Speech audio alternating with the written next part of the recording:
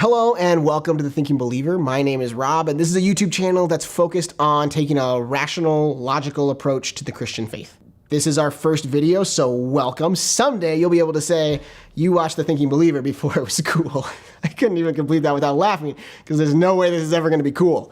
But welcome nonetheless, and today we're going to be talking about volcanoes, Jesus, and contemporary accounts. Volcanoes have just been on my mind a lot lately because of what's been happening in Hawaii, and I just think watching what's happening is so cool, like the lava flows and the eruptions and all the things, and the fact that the island has grown by like 120 acres in the last couple weeks. Like, usually we think about geological timescales taking forever, and this has happened so quick, and it's just crazy. All this thinking about volcanoes has also gotten me thinking about another volcano, Mount Vesuvius. Vesuvius itself is in modern-day Italy, but at the time it was only like 150 miles from the capital of the Roman Empire, and it erupted in AD 79 and wiped out Pompeii, which you probably heard of, and Herculaneum, which you probably haven't. And between the two of them, they had about a population of 20,000 people.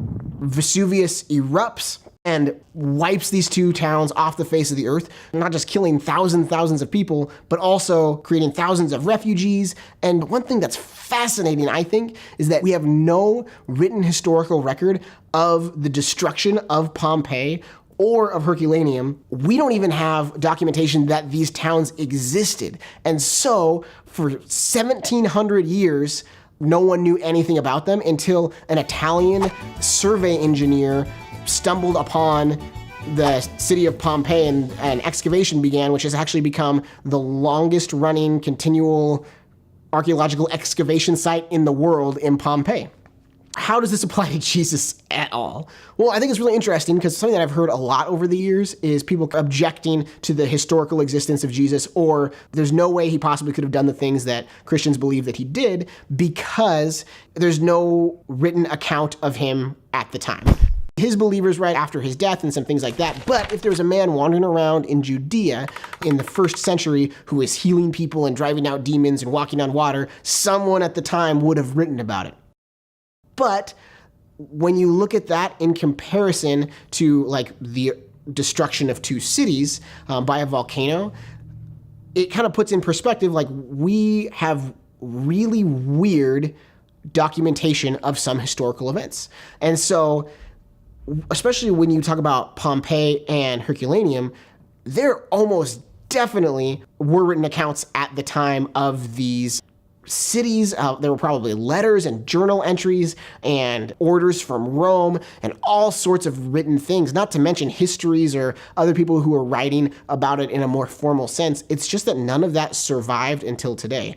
So I just think it is fascinating perspective to have on historical documents, period, when you look at something like the eruption of Vesuvius, which is documented, but then the destruction of these 2 cities, the existence of these 2 cities, which isn't. And I just think it is they're really interesting, instructive examples into what we can take value from historical documents, like what they do talk about, but then how we can't really extrapolate from what they don't talk about what did or did not happen. If you're interested in continuing to ask some of these questions and hopefully find some answers, then feel free to stick around. We're gonna be doing more videos like this. This is the first, it will not be the last. You can hit the like if you liked the video. You can subscribe if you'd like to see more. And if you'd like to get notified when we post videos, you can do that too. Hopefully we'll get on a consistent posting schedule sometime soon. Right now, we're just focused on creating good content for you guys. Thank you so much for sticking around, and hope you have a great day.